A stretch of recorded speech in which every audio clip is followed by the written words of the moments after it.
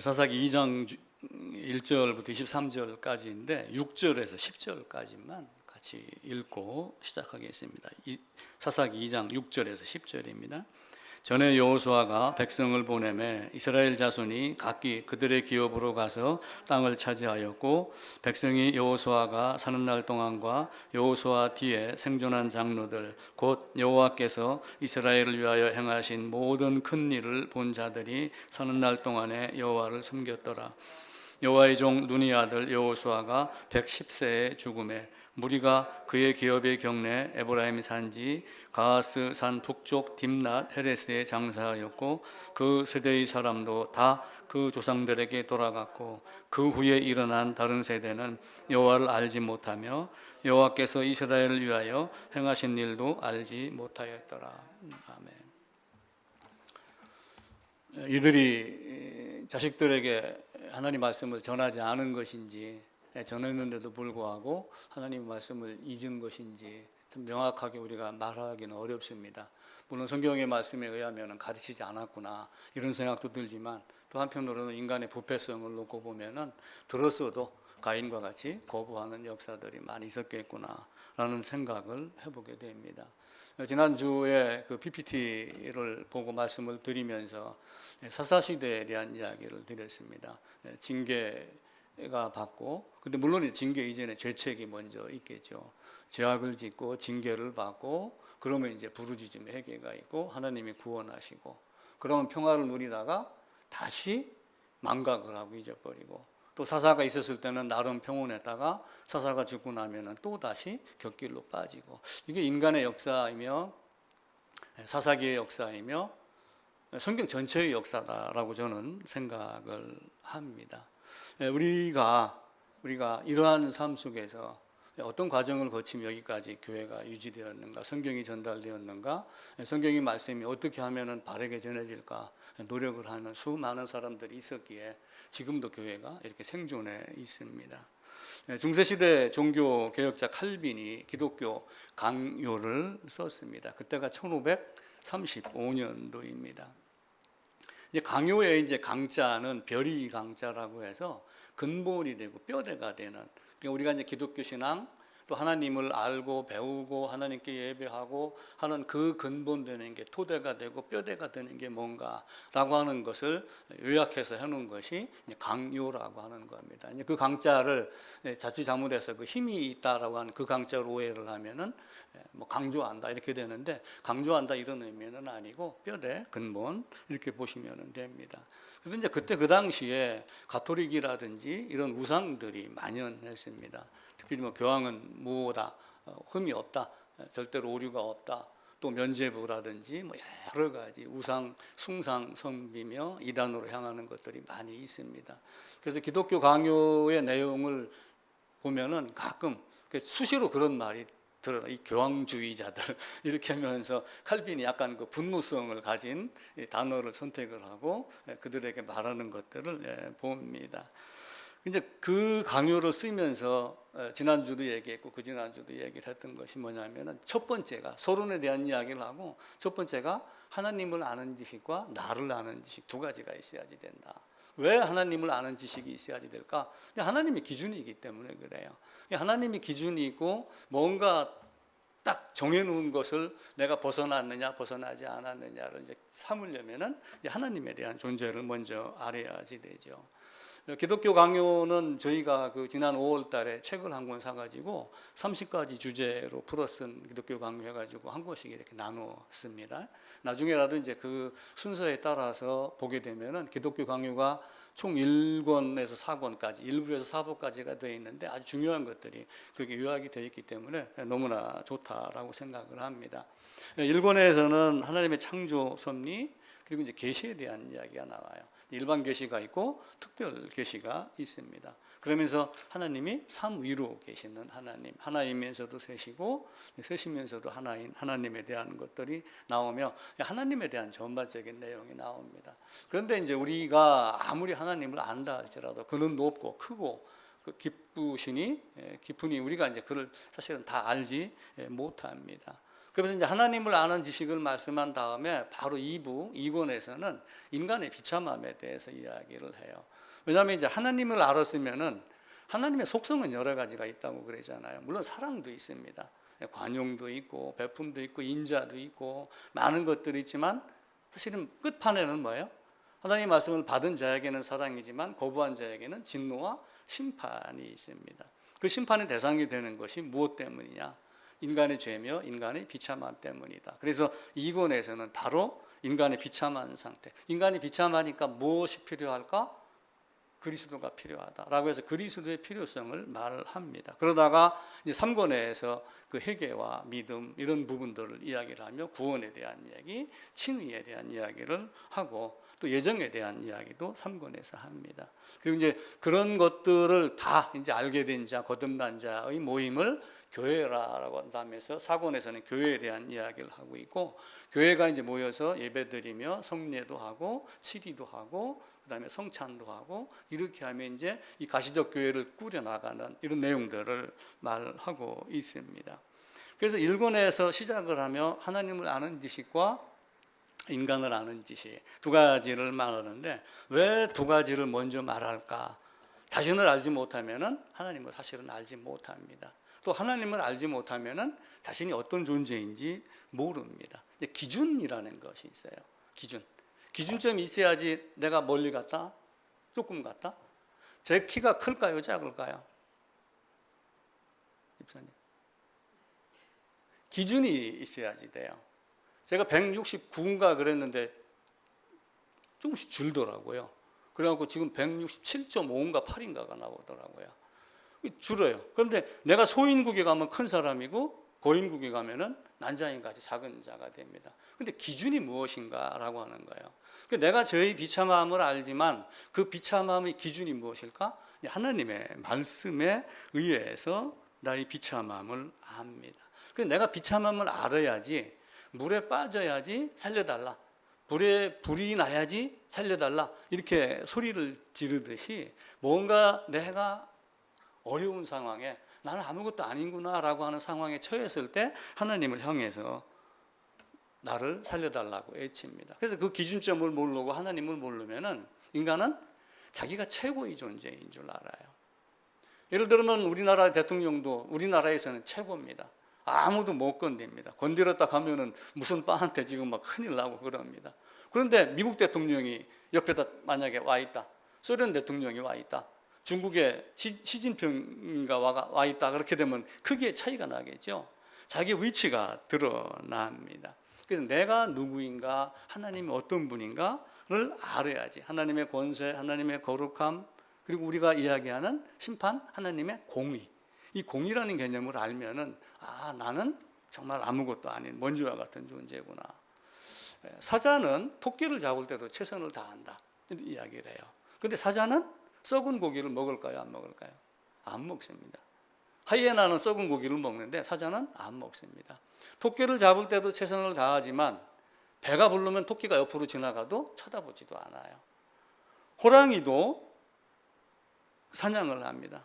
그런데 호랑이는 배가 고파도 풀을 뜯어 먹지 않는다, 이렇게 이야기를 해요. 성도 자신에게도 한번 우리가 그 빗대서 한번 보세요. 사자를 성도로, 호랑이를 성도로, 성도가 아무리 배가 고파도 풀을 뜯어 먹지 않는다. 이스라엘 백성은 애굽으로 돌아가려고 그랬잖아요. 그걸 만약에 빗대서 해본다고 해보세요. 근데 인간은 그렇지 않아요. 늘 엉뚱한 거 쳐다보고, 사자는 배가 고파도 썩은 걸 먹지 않는다. 그런데 인간은 어떻게 해요? 먹을 게 있으면은 배가 불러도 더 먹으려고 그래요.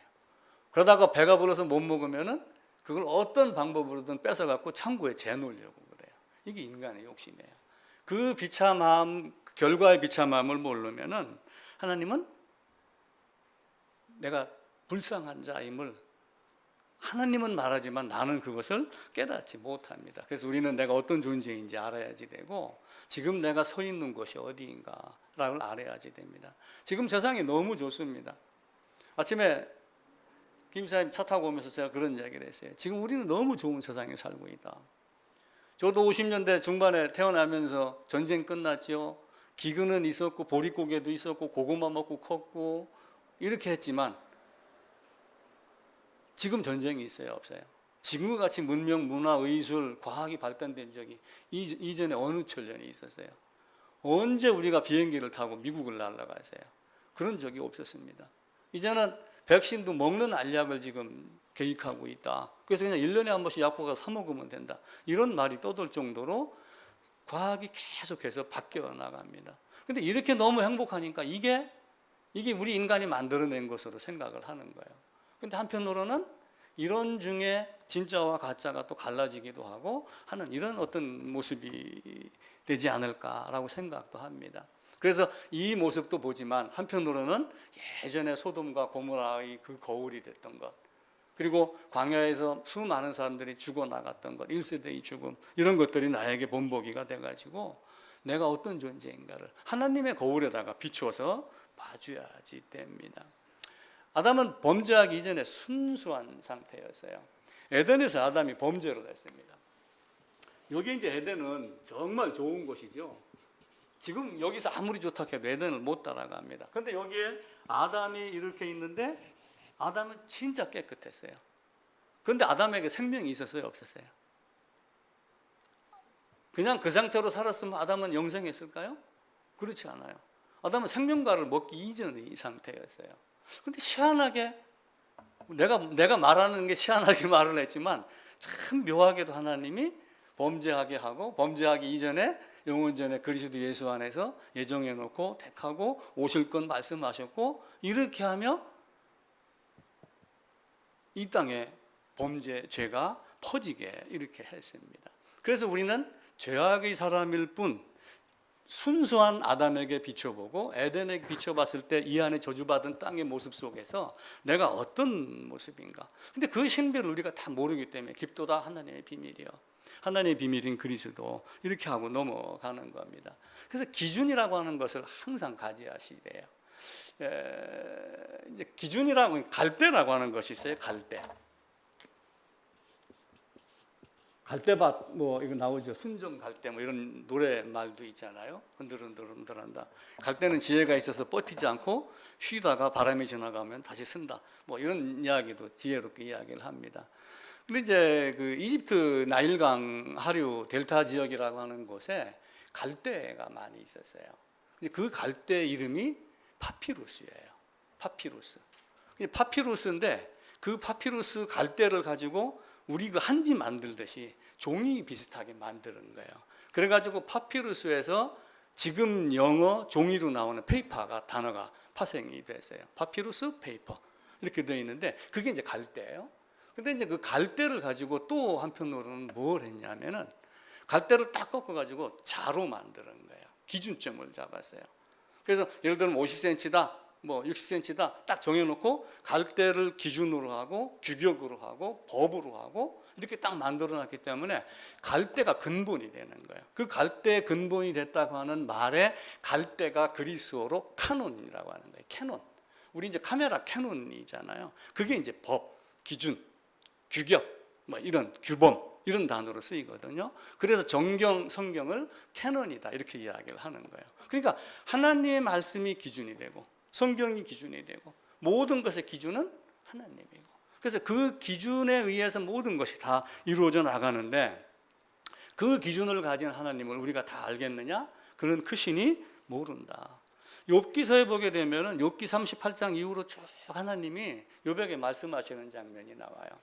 아마 한 3, 40가지가 될 거예요. 네가 이걸 아느냐 쭉 물어보면은 지금 과학자들이 밝혀내지 못한 과학적 사실들이 그 안에 쫙 나와요. 내가 지금 지구를 어떤 기둥에다가 주춧돌에다 올려놨는데 그걸 네가 아느냐? 근데 다른 데 가게 되면 어떻게 해요? 공중에다가 매달아놨다 이렇게 얘기를 하면서 많은 말씀을 하셔요.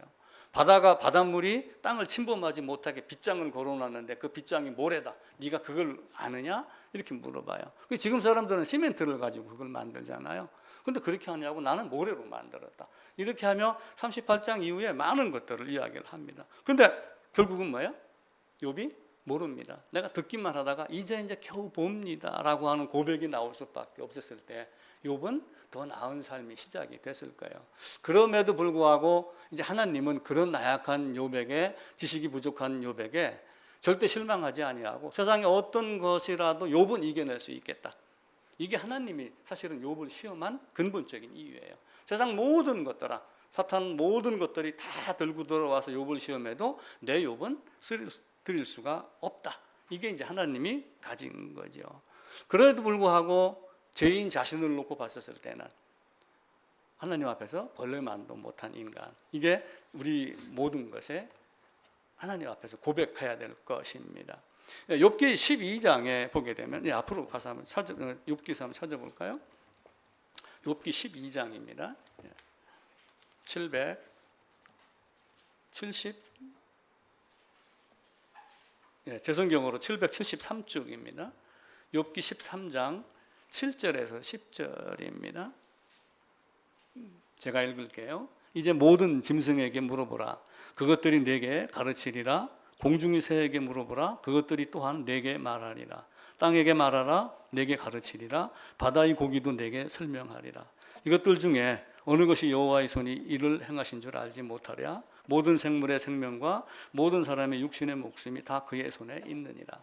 물론 뒤에 읽었던 저를 말씀하는 의도이기도 하지만 또 한편으로는 내가 모르는 것을 이 세상의 공중의 새도 바다의 짐승도 말할 수 있다. 인간 너는 그렇게 무지한 자다 라고 하는 의미로 저는 다시 재해석을 했습니다.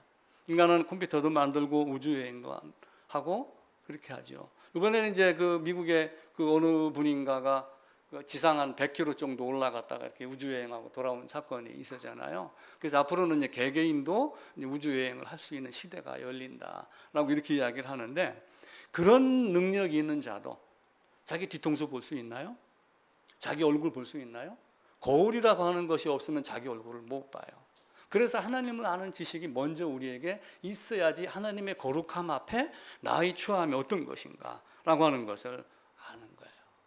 우리 어렸을 때 어떤 얘기들을 많이 했냐면은, 야, 번데기 앞에서 주름 잡지 마. 이런 얘기, 혹시 그런 얘기 해보셨어요? 번데기 앞에서 주름 잡지 마. 그러다가 이제 뭐 좀 안다고 막 떠들면, 공자 앞에서 문자 쓰냐? 또 이래 가지고 누가 와서 뒤통수를 딱 칩니다. 근데 요즘에는 이제 포크레인 앞에서 삽질하지 마.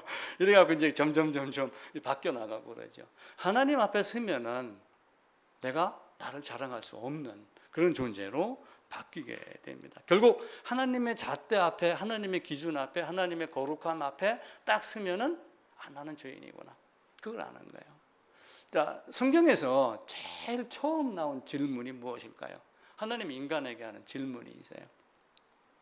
성경 제일 창세기 1장부터 계시록 마지막 절까지 중에 제일 첫 번째 하나님이 질문한 것이 있어요. 무엇일까요?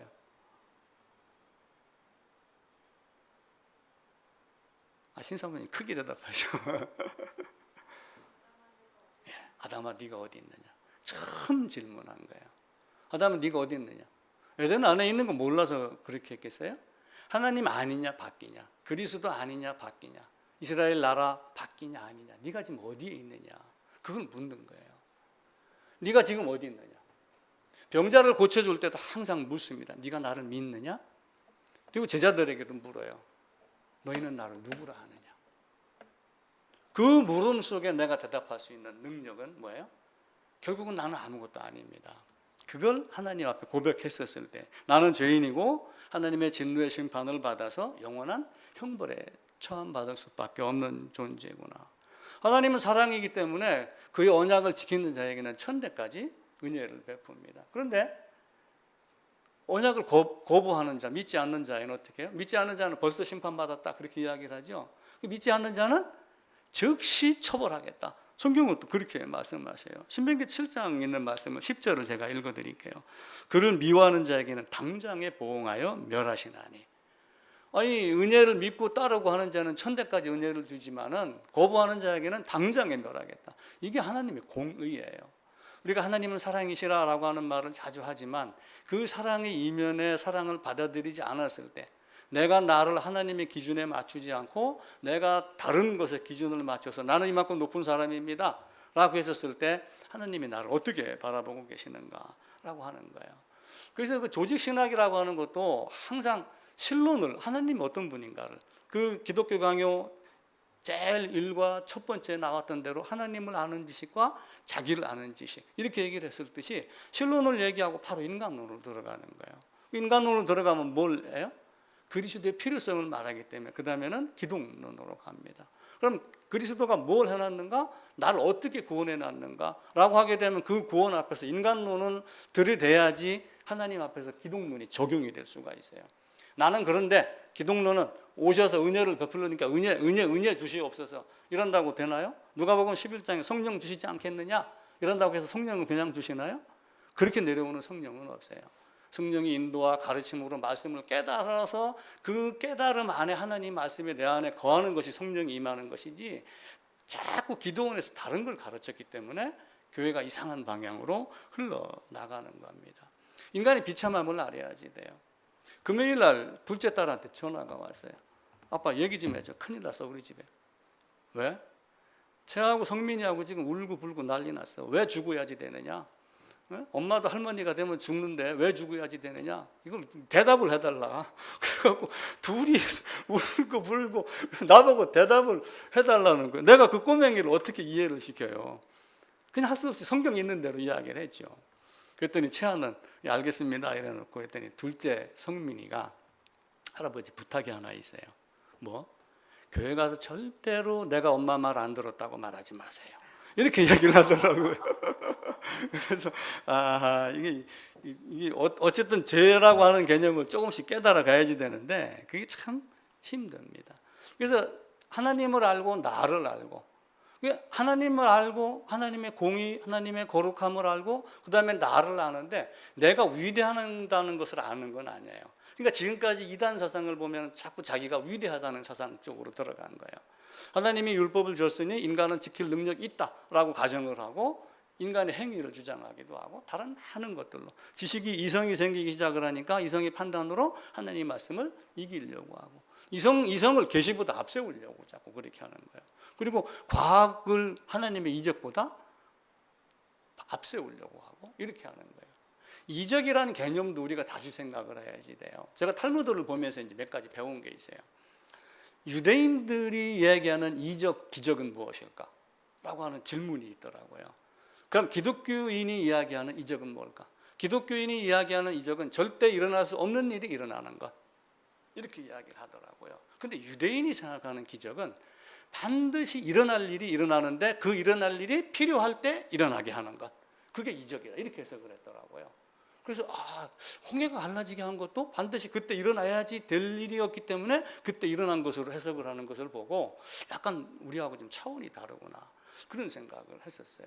물론 그들의 이제 지혜대로 이렇게 한 거지만은 결국은 인간론을 배우면서, 인간을 배우면서 자기의 더러움을 찾아내는 거예요. 자기 좋은 점을 찾아내는 게 아니라 나는 이것도 부족하고 나는 저것도 부족하고, 한편에서는 이것도 했고 저것도 했고 그랬지만 나는 이것도 부족하고 저것도 부족합니다 라고 이렇게 이야기를 하는 거죠. 사실은 예수 믿는 사람들은 굉장히 똑똑한 거예요. 근데 똑똑함이 사실은 똑똑하지 않기 때문에 믿는 겁니다. 서기관과 율법사, 바리새인보다 똑똑한 사람이 있나요? 근데 사실은 그들은 똑똑하지 않은 거예요. 자기의 똑똑함에 취한 것이지.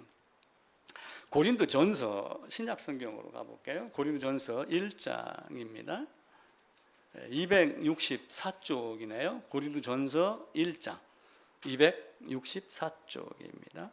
1장 26절부터 29절까지입니다. 264쪽 같이 한번 읽읍시다. 형제들아, 너희를 부르심을 보라. 육체를 따라 지혜로운 자가 많지 아니하며 능한 자가 많지 아니하며 문벌 좋은 자가 많지 아니하도다. 그러나 하나님께서 세상에 미련한 것들을 택하사 지혜 있는 자들을 부끄럽게 하려 하시고 세상에 약한 것들을 택하사 강한 것들을 부끄럽게 하려 하시며 하나님께서 세상에 천한 것들과 멸시받는 것들과 없는 것들을 택하사 있는 것들을 폐하려 하시라니 이는 아무 육체도 하나님 앞에서 자랑하지 못하게 하려 함이라. 이게 우리 인간의 모습이야지 돼요. 그래서 제가 마태복음 1장의 족보를 다시 한번 쭉 읽어보면서 거기에 등장한 여인이 4명인가 5명인가 되잖아요. 다말 가나안 여인이에요. 가나안 수아 사람의 딸이라고 그러죠. 욥 가나안 여리고성 사람이죠. 룻 모압 지방에 갔었지만 어떻게 돼요? 모압 여인이잖아요. 그죠? 또 바세바 거기도 햇사람, 가나안 족속 햇사람. 우리아의 아내였으니까 아마 그도 햇사람이었을 거예요. 다 예수님의 족보 안에 들어간 여인들 보면은 마리아를 빼놓고 사실은 다 이방인이에요. 연약하여 하나님을 찾지 않으면, 유다 안으로 들어가지 않으면, 내가 보아스 품에 안기지 않으면, 내가 정탐꾼에게 매어 달리지 않으면은 이 멸망 속에 죽어가겠구나. 라합은 굉장히 똑똑한 여자예요. 지나가는 말을 다 듣고 주막에서, 오고 가는 사람들이 주막에서 식사도 하며, 거기가 숙소이기도 하잖아요. 우리나라도 문경서재 밑에 주막이 있다. 이러면 다 뭐예요? 고시 보러 가는 사람, 옛날에 그런 사람들 문경서재 밑에 모여가지고 산 넘어갈 때 호랑이가 있다, 도적이 있다 그러니까 여럿이 뭉쳐서 같이 갑니다. 거기서 잠을 자고 며칠 기다리는 거예요. 그럼 그 사람들 속에서 전라도 이야기, 경상도 이야기, 충청도 이야기 다 듣겠어요? 안 듣겠어요? 주막의 여인이 굉장히 발이 넓은 사람이에요. 하나님의 말씀을 듣고 간담이 서늘했더라. 나를 살려달라. 이렇게 할 정도로 낮은 자, 천한 자, 없는 자가 됐었을 때 하나님이 그를 구해냅니다. 그래서 내가 어떠한 존재인지, 얼마나 비참한 존재인지 아는 것이 진짜 똑똑한 사람입니다. 그 똑똑함이 있었을 때 성경이 그때부터 이제 보이기 시작을 하죠. 사실은 서기관, 율법사, 바리새인 이런 사람들은 사도 바울도 그 이전에 다메섹 이전은 굉장히 똑똑했었죠. 나보다 똑똑한 사람이 있으면 나와봐 아마 이렇게 했을 거예요.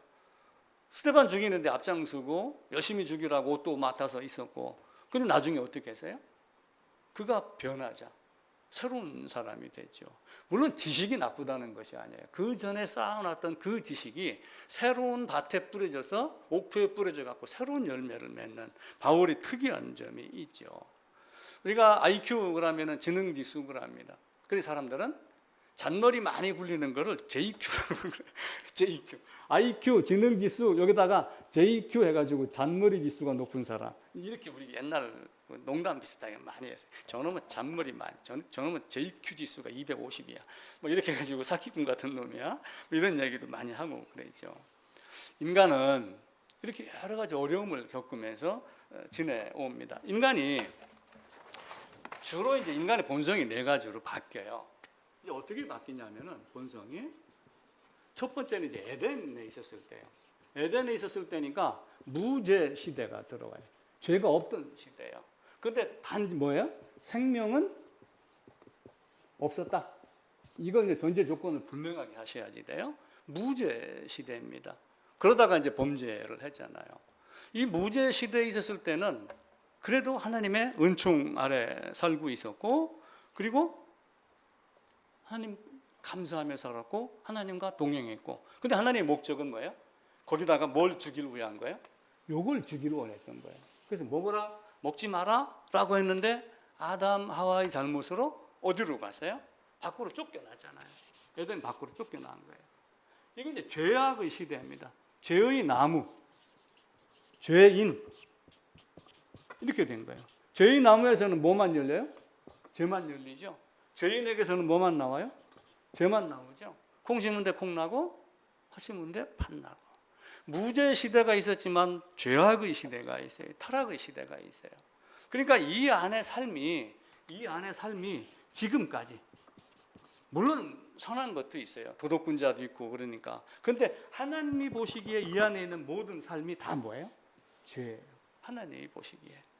그래서 하나님이 보시기에 어떤 거라고 하는 것. 그래서 우리가 거듭났다, 구원받았다, 제사함 받았다라고 하지만 또 한편으로 갈라디아에서는 하나님의 아신 바 되었거늘. 이렇게 이야기. 내가 하나님을 안다 이 개념이 아니라 하나님이 나를 어떻게 아셨는가라고 하는 것을 보는 거예요. 온 땅은 저주받은 땅이 됐고 여기서 나오는 죄의 열매만 맺고 됩니다. 그러다가 그 다음에 어떻게 돼요? 지금 여기서 무죄 시대로 갔다가 죄악, 타락 이렇게 하다가 그 중에 어떤 사람이 거듭났어요. 은혜 시대, 구원받은 시대, 율법과 은혜 시대가 나오죠. 근데 실제 율법이라고 하는 것은 이전부터 계속 있었다고 그랬잖아요. 먹어라 먹지 마라부터 율법은 계속 있었습니다. 이때도 이미 은혜가 창세 전에 그리스도 예수 안에서 준비가 돼 있었어요. 그러다가 먹어라 먹지 마라 어기고 나니까 즉각 은혜가 발동이 되어 있고, 물론 세상에 쫓겨났지만, 그래서 은혜 언약의 옛시대, 새시대 이렇게 이제 제가 말씀을 드린 거예요. 자, 거듭났습니다. 근데 거듭났는데도 불구하고 이 땅 안에는 어떻게 해요? 아직도 더러움이 많이 있습니다. 율법과 은혜 시대를 지금 같이 살고 있어요. 이 안에서 은혜를 누리는 사람이 있는가 하면은 율법 지키는 것 때문에 고생을 하는 사람들도 있어요. 이 안에 수많은 질문들이 태어나는 거예요. 여기 이제 거듭난 사람도 있고, 죄인으로 그냥 그대로 태어난 자연인도 있어요.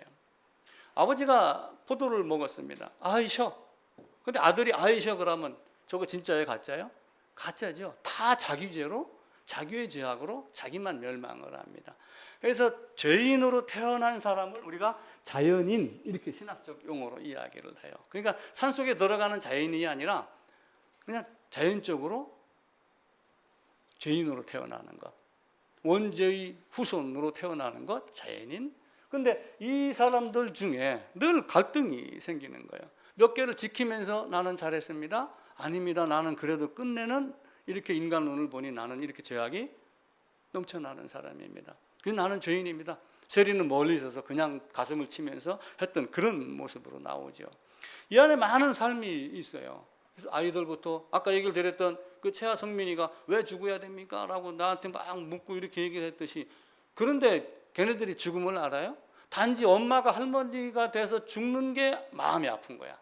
근데 20살이 되면 죽음에 대한 개념을 알겠죠. 30이 되면 또 알겠죠. 50이 되면 더 잘 알겠고, 50의 질문과 70의 질문이 달라요.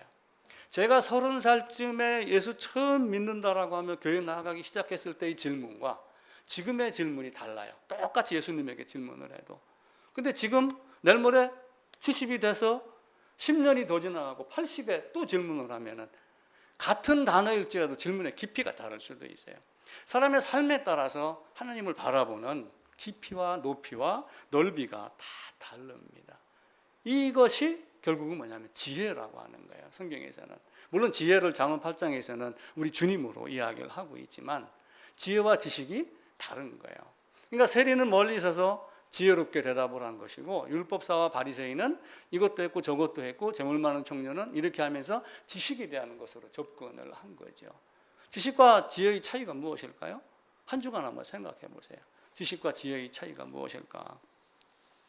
그래서 우리는 죄사함으로 말미암는 구원. 그 누가가 이제 1장에서, 누가복음 1장에서 그 이야기를 썼죠. 예수님의 오심이. 마태복음 1장에서도 마태가 썼고. 그래서 인간은 크게 죄에 대한 개념을 그 어거스틴이라고 하는 그 중세의 교부가 두 가지로 구분을 했어요. 어떻게 구분을 했냐면은 에덴의 아담을 먼저 구분을 한 거예요. 무죄 시대에 있던. 여기 에덴의, 다시 이쪽으로 적을게요. 에덴에 있는 아담의 죄의 개념. 다시 여길 왔다가 거듭나갖고 돌아가는 새 예루살렘의 죄의 개념. 두 가지로 이야기를 했어요. 자, 아담이 원하면 죄를 짓지 않을 수 있었으나 아담이 원해서 죄를 지었다. 제가 그렇게 말씀을 드렸죠. 그 개념을 어거스틴이 제일 먼저 이야기를 했어요. 에덴에서는 죄를 짓지 않을 수도 있는 능력이 있었다. 이렇게 딱 잘라서 죄를 짓지 않을 능력이 있었다. 그런데 나중에 어찌 됐든 간에 나왔다가 자기와 같이 세상에 왔다가 타락하고 그리고 다시 하나님 나라로 갔어요. 여기에서 또 죄의 개념을, 죄를 지을 수 없는 능력이 있다. 죄를 짓고 싶어도, 죄를 생각하고 싶어도 생각하지 않는 곳이다 라고 하면 죄에 대한 차별을 둬요. 이게 크게 두 가지로 구분을 한 거예요. 에덴에서는 죄를 짓지 않을 능력이 있었다. 여기서는 죄를 짓고 싶어도 죄를 지을 수 없는 능력이 있다. 그게 죄가 전혀 없는 것, 슬픔도 없고 눈물도 없고 오직 주 여호와 하나님의 은혜 안에서만 거하기 때문에 그게 안 되죠. 그래서 한편으로는 그걸 하기 위해서 하나님이 우리로 세상에 내려보냈다가 끌고 올라가셨구나 라고 하는 생각이 퍼뜩 드는 거예요. 근데 제가 또 하나 깜짝 놀란 게 있어요. 도쿄에서 올림픽을 지금 합니다. 근데 어느 신문인가가 인터넷을 봤는데 금메달, 은메달, 동메달 메달을 3개를 짜르르 목에 걸고 있는 사진을 딱 올려놓고 어떤 게 제일 기쁠까요? 어떤 게 제일 기뻐요? 당연히 금메달이. 그죠? 그럼 금메달은 당연하다. 그럼 은메달하고 동메달을 딴 사람 중에 누가 더 기뻐할까요? 자, 손들어야 됩니다. 은메달, 동메달. 조 집사님, 똑같은 것 같아요? 헷갈려요? 왜 동메달이에요? 안 될 수도 있는데. 그거예요. 거기서 신문에서 그 얘기를 하더라고요. 은메달 딴 사람은 눈물을 흘린다는 거예요. 조금만 더 했으면 금메달 낼 건데. 근데 동메달 딴 사람은 밑에를 쳐다본다는 거예요. 탈락할 뻔했는데 나는 동메달을 땄어. 그래서 동메달 딴 게 금메달 딴 것만큼 이상의 기쁨이래요. 그걸 보면서 이거하고 제가 딱 순간 생각을 한 거예요. 아, 하나님이 내가 이해할 수는 없고, 내가 그냥 사람의 말로 이렇게 표현을 하지만, 야, 오거스틴이 진짜 말 표현을 잘해놨구나. 죄를 짓지 않을 능력이 있었구나. 근데 죄를 짓고 싶어도 질 수 없는 능력이 있구나. 죄를 져보고 나니까 비참함을 알기 때문에 그렇구나. 여기서 벗어나고 보니까 다시 이 안으로 들어가고 싶어요? 개돼지는 들어가는데 사람은 들어가고는 안 돼요. 그래서 하나님이 왜 선악과를 두고 범죄하게 했을까? 막 수많은 사람들이 막 갖가지 항변을 하고 이론을 내놓고 그렇게 이야기를 하는데, 이 설명도 그냥 쉬운 할머니가 옛날 얘기하듯이 괜찮은 설명이겠구나, 이런 생각이 들어가더라고요. 아담이 원하면 죄를 짓지 않을 능력이 있었어요. 그래서 어거스틴이 요거 2가지를 딱 얘기한 걸 놓고 그 이후에 수많은 사람들이 성경을 보면서 조금 전에 말씀드렸던 4가지의 형태. 에덴에서 원하면 죄를 짓지 않을 수 있었다. 그러다가 죄를 진 죄악의 상태가 있었다. 타락의 시대가 있었다. 그러다가 거듭남의 시대가 있고 영원한 시대가 있다. 라고 하는 건 요 2가지를 가지고 4가지로 만드는 거예요. 신학자들이. 그래서 우리가 연구하고 더 노력도 좀 해야지겠구나, 이런 생각이 들어가는 겁니다. 죽어야 사는 것을 우리가 알잖아요. 그죠? 부활, 그러면은 그냥 부활절 지키면 부활인가요? 아니요. 내가 죽지 않으면 안 돼요. 죽지 않으면은. 부활의 조건은 죽음입니다. 근데 이제 문제는 이제 여기에 있는 거예요. 죄악에서 거듭났어요. 거듭나는데 이 안에 이제 많은 사람이 살고 있잖아요. 그냥 세상에 잡다한 것들이 많잖아요. 그래서 착하게 사는 사람, 세상 사람이 보기에도 있지만 거듭났어도 바르게 살지 못하는 사람들도 있고. 그래서 시험을 한다라고 하는 것은 결국은 뭐예요? 자, 오늘 사사기 2장을 읽었는데 3장 바로 처음에 들어가게 되면은 사사기로 다시 한번 가봅시다. 사사기 3장입니다. 363쪽이네요. 1, 2, 3절은 전쟁을 가르쳐 알게 하려 함이라라고 했는데 일단 건너뛰고요. 4절입니다. 남겨두신 이 이방 민족들로 이스라엘을 시험하사 여호와께서 모세를 통하여 그들의 조상들에게 이르신 명령들을 순종하는지 알고자 하셨다. 잠언 17장에 보면은 이런 말씀이 있어요. 도가니는 은을, 풀무는 금을, 여호와 하나님은 마음을 연단한다. 그래서 이 마음 연단하는 과정 중에 있는 이스라엘 백성들이 사사시대에 들어서 전체적으로 이스라엘 역사가 그냥 그렇게 흘러가는 형태로 우리에게 만들어 놨습니다. 근데 또 한편으로 아담이 원하면 죄를 짓지 않을 수 있었어요. 근데 원해서 죄를 졌어요. 선악과 낳고 안 낳고, 선악과가 앞에 있고 안 있고는 문제가 아닌 거예요. 똑같은 선생님이 가르치는데 한 사람은 10점이고 한 사람은 100점인 사람도 있어요. 똑같이 영어 단어를 줬는데도 한 사람은 외우는 사람이 있고 한 사람은 외우지 못하는 사람이 있어요. 선악과가 나를 삥 둘러싸고 있어도 빠져나오는 사람이 있고 물리쳐 놓고 한 그릇만 있어도 따먹는 사람이 있겠죠. 이 문제는 여기 있는 사람인 거예요. 여기 있는 사람은 아담이 원하면 죄를 짓지 않을 수 있었어요. 나는 내가 원하면 죄를 짓지 않을 수 있어요. 성령의 인도가 있기 때문에 그래요. 단 순종이냐 불순종이냐에 따라서 내 기준으로 내 잣대를 가지고 하나님이 없음으로 이스라엘 백성이 자기 소견대로 옳은 대로 행하였더라. 사사기 끝에 있는 말씀이 적용될 가능성이 육신을 입고 있기 때문에 많이 있는 거예요. 그래서 우리가 늘 말씀을 묵상하며 말씀의 잣대에다가 계속 자기를 갖다가 대는 거예요. 그럼 나중에는 어떻게 돼요? 죄를 전혀 지을 수 없는 상태인 새 예루살렘으로 들어가게 됩니다. 율법이 있고 은혜가 있는데 그 율법과 은혜는 영원 전부터 우리에게 준비가 되어 있었고, 또 어떤 사람들은 뭐 칼빈주의는 뭐 해가지고 막 욕을 하는 사람들도 있어요. 뭐 절대적 예정이다, 뭐 전적 부패다 그러는데 인간이 왜 전적 부패냐 할 수 있는 능력이 있지. 그럼 나는 가만히 있어도 하나님이 예정해 놨느냐 하면서 막 비틀어 가지고 하는 경우가 있어요.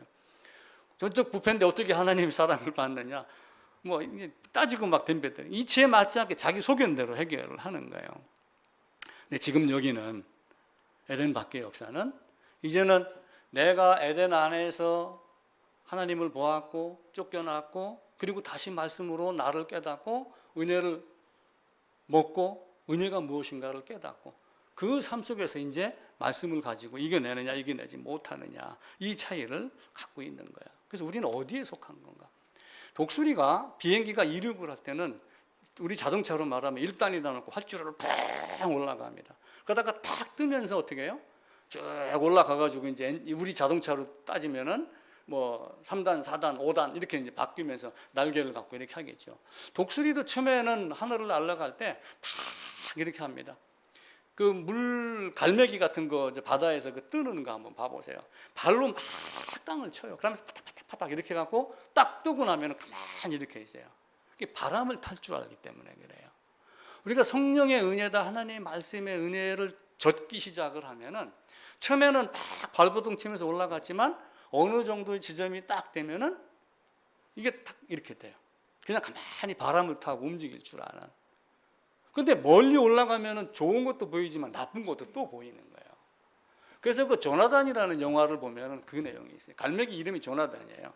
올라가서 많이 봤는데 전부 자기같이 하늘로 올라온 갈매기가 있는가 하면은 자기 친구 갈매기들은 전부 배 주위에서 선주가 던지는 썩은 생선 대가리를 쪼아 먹으려고 그 배에 매달려서 사는 모습을 보면서 와라, 저 멀리 날고 더 높이 날면은 좋은 곳이 보인다 이렇게 이야기하는 장면이 있거든요. 그래서 우리는 바람을 탈 줄 아는 독수리와 같은 모습, 그 조나단이 자기 친구들을 떠나서 새로운 지역으로 이렇게 올라가 가지고 다른 모습을 보는 것 같은 이런 모습으로 살아가려면은 이제 하나님의 거룩함, 하나님의 진노, 하나님의 심판, 하나님의 사랑, 하나님의 공의 이런 거 앞에서 나를 보고 하나님이 어떤 방법으로 나를 사랑하셨는가, 그 사랑 안으로 들어가는 것을 이제 깨달으면은 그거보다 감사한 것이 없죠. 기독교 강요를 쓸 때의 많은 현상들은 타락이, 이단이, 우상이 많았습니다. 우리가 성경을 앞에 놓고 가톨릭이라고 하면서도 바르지 못한 것들을 많이 이야기를 했죠. 물론 그들도 성경을 가지고 있기 때문에 그 안에 구원이 있다 없다 우리가 말하면 안 돼요. 하나님이 어떻게 말씀하실지는 모르니까. 그런데 과연 그렇게 그런 데서 거듭남이 제대로 나오겠는가? 우리가 이렇게 염려를 하기는 하죠. 그래서 우리가 살면서 하나님 말씀을 보고 거듭났으면 우리의 삶이 달라져야지 된다. 아담이 밖에 나와서 가인과 아벨을 낳았어요. 한 사람 둘 다 부모 입장에서는 다 잘되기를 바라겠죠. 그런데 하나는 가인이었고 하나는 아벨이었어요. 한 사람은 조금만 이야기해도 안색이 변했고 아벨은 그렇게 하지 않았어요. 야곱에서도 그 얘기를 드리죠. 야곱에서 요셉도 그냥 부모 집에 있다고 해서 그냥 약한 이런 존재가 아니었다라고 하는 거 말씀을 드리죠. 하나님은 우리에게 이 이스라엘을 통해서 사사기를 통해서 결국은 사사기의 역사가 뒤에 열왕기의 역사로 계속 반복이 돼요. 열왕기 하 22장인가 23장에 가게 되면은 요시아라고 하는 왕이 등장을 해요. 대개 가서 한번 찾아보세요. 이게 이제 성전 수리를 합니다. 이제 헌금 갖고 온 걸 가지고 성전 수리를 하자 해갖고 사람을 보내서 성전 수리를 하라고 딱 시키는데 대제사장 hil기야가 아이고 율법책을 발견했습니다. 이렇게 된 거예요. 제사장이 율법책을 항상 손에 들고 있어야 되잖아요. 근데 그게 없었던 거예요. 대제사장 hil기야가 아마 이렇게 해석하는 사람도 있을 거예요. 아니 대제사장 정도 되고 그렇게 했는데도 그 율법서에 나와 있는 그 예를 들면 히브리어를 헬라어를 몰라가지고 서기관에게 가가지고 야 내가 발견했다 그러니까 그 서기관 사반인가가 누가 그 말씀을 읽어요. 그 자기가 직접 안 읽고 서기관이 읽는 장면이 나와요. 그러면서 요시아가 이제 그 율법책을 보면서 율법책을 읽으면서 하나님 우리 이렇게 말씀하셨는데 우리 조상들이 이걸 하나도 지키지 아니하였다 이렇게 하며 종교 개혁을 일으키는 장면이 나옵니다. 칼빈도 사실은 많은 고민을 했겠죠. 루터도 사제였습니다. 가톨릭에. 그런데 아니다라고 하고 용감하게 뛰쳐나왔죠. 그래서 우리가 이런 루터가 쓴 글이나 또 칼빈이 쓴 글이나 이런 걸 보면서 우리가 어디에서 벗어나야 되는가, 뭐가 버려야지 되고 어디로 깊게 빠져야 될 건가라고 하는 것, 이런 걸 찾아야지 돼요. 사사기는 계속 죄악을 짓습니다. 믿는다 하면서 사실은 배교를 하는 거예요. 애굽으로 돌아가자. 애굽에 맛있는 것이 있다. 계속 이렇게 찾아갑니다. 우리가 새로운 지휘관을 뽑자. 하나님이 누구를 줬어요? 모세를 줬잖아요. 하나님이 직접 말씀을 합니다. 그런데 하나님이 직접 말씀하니까 두려워서 모세로 말씀하게 해주세요 라고 해갖고 모세가 중보자예요. 사실은 그 모세도 중보자의 역할로는 그리스도의 예표가 됩니다. 그러면서 중간중간에 나오는 선지자들을 다 통해서 말씀을 하죠. 왕들을 통해서 통치하는 걸 가르치죠. 그러면은 중간중간에 나오는 선지자 왕들도 사실은 작은 범위 내에서는 중보자의 그리스도의 개념을 어느 정도는 가지고 있는 거예요. 근데 그들의 말을 듣는 사람이 있고 듣지 않는 사람이 있는 거예요. 백부장은 어떻게 했어요? 그냥 믿었잖아요. 근데 어떻게 됐습니까? 예루살렘에 있는 수많은 유대인들, 제사장들, 서기관, 율법사 그 알면서도 율법을 해석을 하며 제사를 지내면서도 예수를 거부하고 죽였고, 그죠? 예수님의 제자 12명 중에 유다만 유대 지방 사람이고 나머지는 다 갈릴리 촌놈들이었어요. 베드로는 부자였겠어요? 가난했겠어요? 지금 여수, 충무 이런 데 가면은 어선 가진 사람들 부자예요? 가난해요? 부자입니다. 배 한 번 들어가서 만선 한 번씩 하고 오면은 몇백 몇천씩 깎고 그래요. 어쩌다가 고래 하나 걸리면은 그냥 그 자리에서 1,000만 원, 2,000만 원 벌기도 해요. 베드로도 부자였습니다. 그 갈릴리 가면 베드로 집 터가 있어요. 넓으면서 집이 맨날에 뭐 좋았다 안 좋았다 이런 얘기를 그 해설자가 하더라고요. 그럼에도 불구하고 뭘 본 거예요? 하나님 나라를 본 거예요. 가치를 본 거예요. 어느 것이 멸하고 어느 것이 큰가 이 말씀을 본 거예요. 모세가 잠시 보이지 않자 송아지 만들었죠. 애고에 그 그리워하고 그랬죠. 여호수아가 죽으면서 후계자 남기지 않았어요. 왜 후계자 남기지 않았을까요? 이미 앞에서 뭘 다 했어요? 모세를 통해서 율법 줬죠. 성막 만들어서 줬죠. 레위 지파 통해 제사장 줬죠. 레위기 11장인 거리에 보게 되면은 그 레위 지파에게 율법 가르쳐라 이렇게 이야기를 하는 장면이 또 나옵니다. 48성읍에 다 레위인 줘갖고 각 지파마다 가르치는 에스라 같은 그런 역할을 하도록 만들었어요. 그래서 여호수아가 후계자를 만들 이유가 하나도 없는 거예요. 우리 주님이 가시고 나서 따로 베드로 였어졌다고 베드로가 후계자인가요? 아니에요. 말씀 선포하라라고 하는 선포의 능력을 준 것이고 그걸 대표로 베드로에게 전달한 것이 베드로가 후계자가 아니거든요. 그 후계자라고 하는 말을 이용을 해갖고 교환권 이렇게 이야기를 하니까 문제가 발생을 하는 거죠. 성령 하나님을 준 거예요. 그 율법과 성전과 레위 제사장 이걸 따라주면 되고 그리고 사사를 줬는데도 불구하고 그들이 그렇지 못하기 때문에 그들의 마음이 어려워진 겁니다. 제가 지난주에 금쪽 같은 데서 이렇게 한번 얘기를 드렸잖아요. 잠깐 말씀을 드렸어요. 아이들이 말을 잘 안 듣습니다. 근데 막 엄마들은 쏙이 타들어가요. 그래서 나도 어제도 금요일 날도 그거 잠깐 봤어요. 금요일 날은 자폐 스펙트럼이라 하더라고요. 이 아이가 7살인가 8살이가 됐는데 말을 못해요. 말을 안 하고 그냥 계속 울기만 하고 짜증만 내고 막 이렇게 하는 거예요.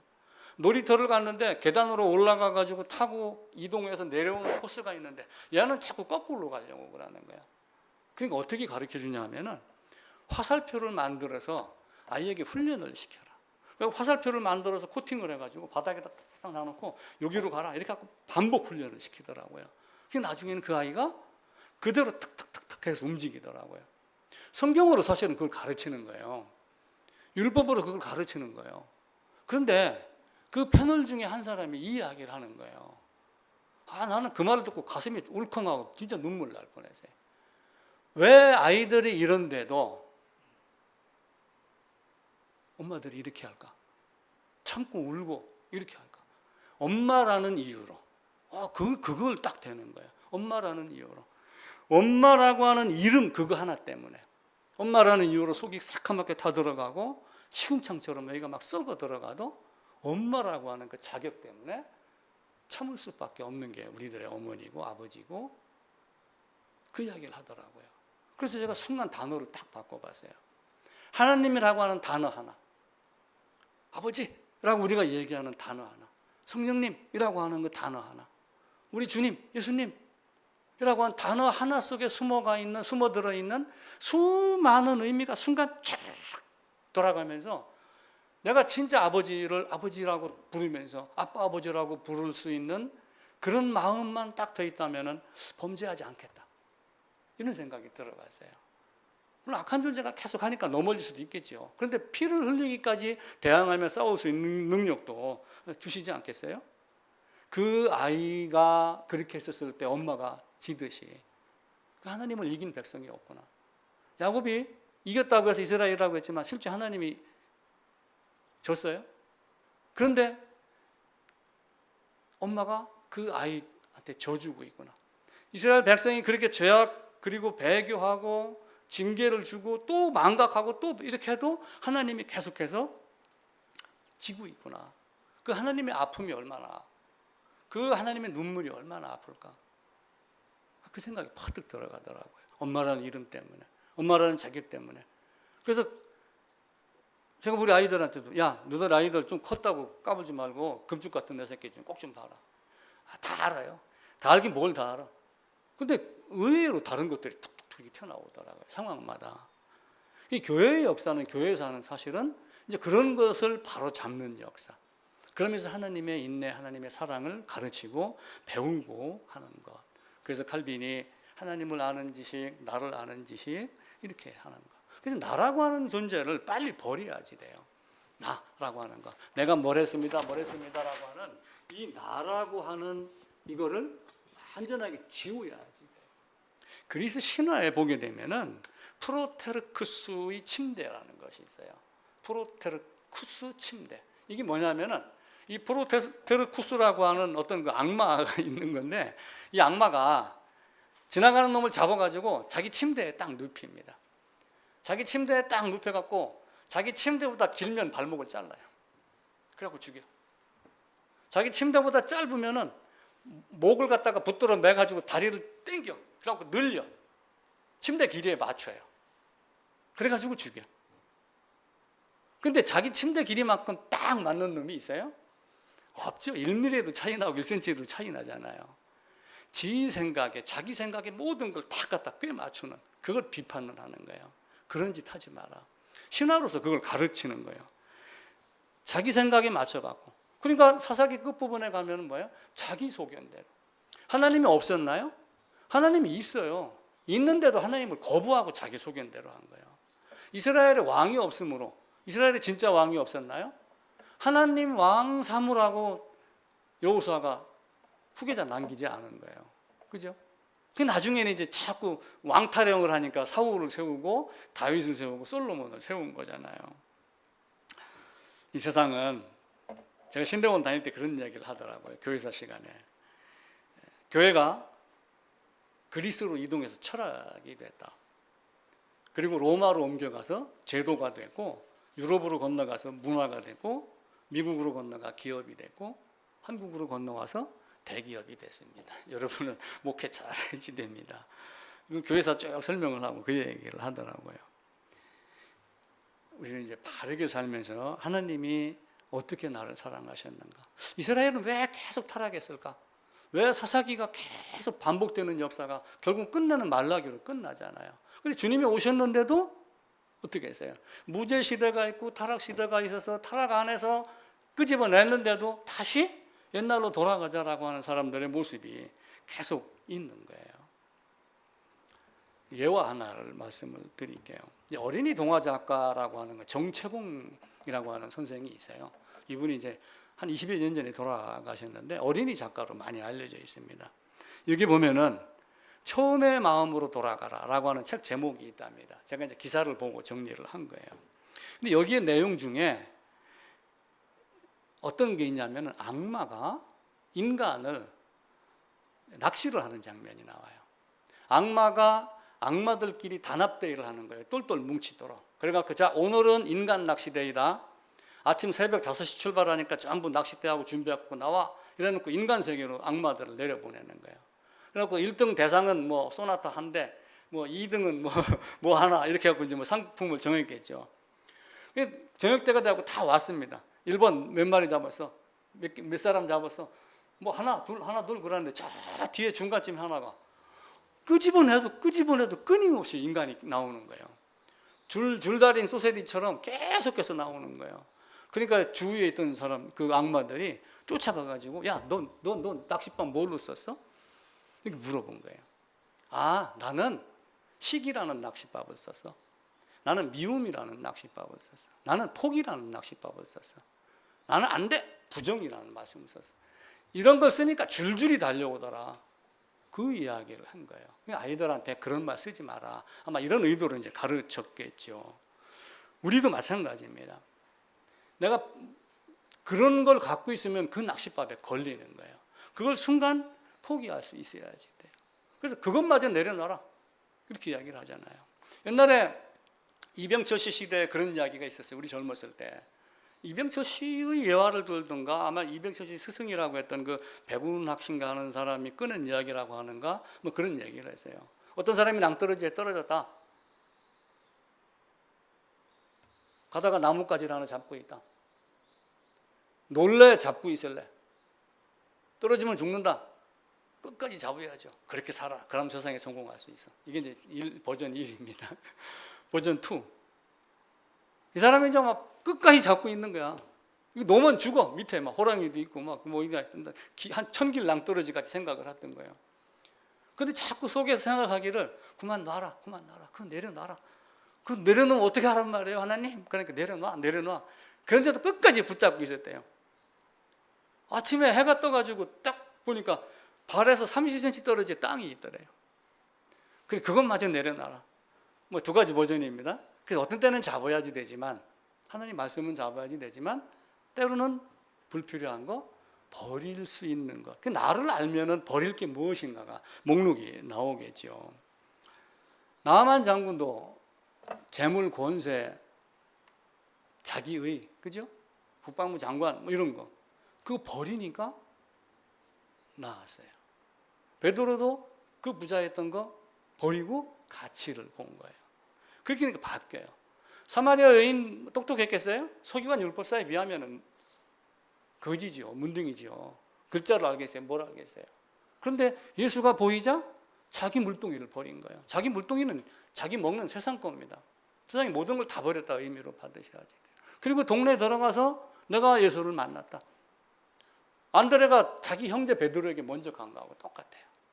그리고 동네에 들어가서 이야기를 하니까 이틀을 더 머물렀죠. 제가 엊그저께 얘기를 잘못한 것 같아요. 이 설교를 준비하다가 엠마오로 갈 때 나 바로 머무신 게 아니에요. 식사하고 바로 올라갔을 거예요. 이틀을 더 유하다가 올라갔는데 그 사람들이 무슨 이야기를 했어요? 사마리아 사람들이 네가 말하는 그것 때문에 예수 내가 직접 예수께 듣고 내가 직접 알았다. 이제는. 그래서 각자에게 내려가는 하나님의 사랑 그걸 말씀을 하죠. 아까 말씀드렸던 기생 라합도 그렇게 똑똑한 여인입니다. 그게 진짜 똑똑한 거예요. 남들은 기생이니 뭐니 이렇게 이야기를 하지만 그 똑똑함이 있었기 때문에 그 눈에 정탐꾼 2명이 보인 겁니다. 유다를 찾아가야지 살아날 수 있는 다말. 보아스 품에 안겨야지 살 수 있다고 하는 그 룻. 시어머니가 나오미가 그렇게 얘기를 했는데 무슨 소리 하는 거예요? 어? 내가 당신 아들, 당신 며느리인데 어디 남의 품 안에다 나를 집어넣으려고 그래? 못된 시어머니. 이렇게 하지 아니하고 간 거. 그런 걸 보는 거예요. 세상을 떠나서. 성경을 보고 우리가 이해할 수 없는 거 많이 있지만 그걸 보고 아는 거예요. 그래서 예수님의 족보에 기록된 여인을 보니까 다 이방 여인이더라. 왜 이방 여인이었을까? 한편으로는 나와 같은 사람.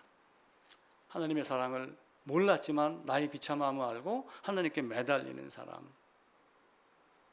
그래서 불필요한 걸 딱 버리고 바울이 그래서 자기가 나중에 간증을 하는 거예요. 나는 세상의 모든 것을 다 배설물로 여겼다. 근데 배설물로 여겼는데 사용 안 했나요? 바울의 그 해박한 지식 그걸 다 사용을 해가지고 다시 성경을 설명을 하기 시작을 한 거예요. 그래서 우리는 성경 공부도 열심히 해야 돼요. 필요하면 대개 성경 사전, 성구 사전 하나씩 준비해 놓으셔요.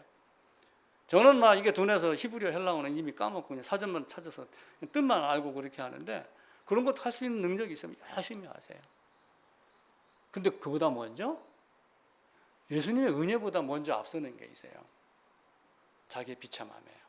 아무리 은혜가 대기하고 있어도 자기의 비참함이 드러나지 않으면 예수님께 가지 않습니다.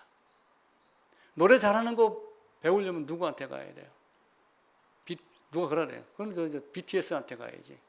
BTS 맞죠? 나훈한테 가야지. 이미지한테 가야지. 그럼 축구 잘하는 거 배우려면 누구한테 가요? 손흥민한테 가야죠. 손흥민이 주급이 3억 원이랍니다. 나는 왜 그동안 축구도 안 했는가? 가서 한 1년만 뛰고 교회당 좀 하나 세울걸. 뭐 이런 생각이 퍼뜩 들어가더라고요.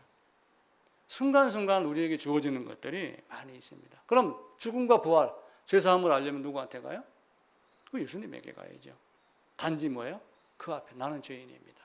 라고 하는 걸 먼저 앞세우는 이런 모습들이 여러분 모두에게 있고, 사사기를 보면서 이런저런 말씀을 드렸는데 결국은 죄악의 개념이 하나님을 내가 떠났기 때문에, 하나님을 등 뒤로 버렸기 때문에 죄악이 찾아오는 거예요. 그래서 하나님을 아는 지식도 있고 인간을 아는 지식도 있지만 물론 하나님을 아는 지식이 있어야지 돼요.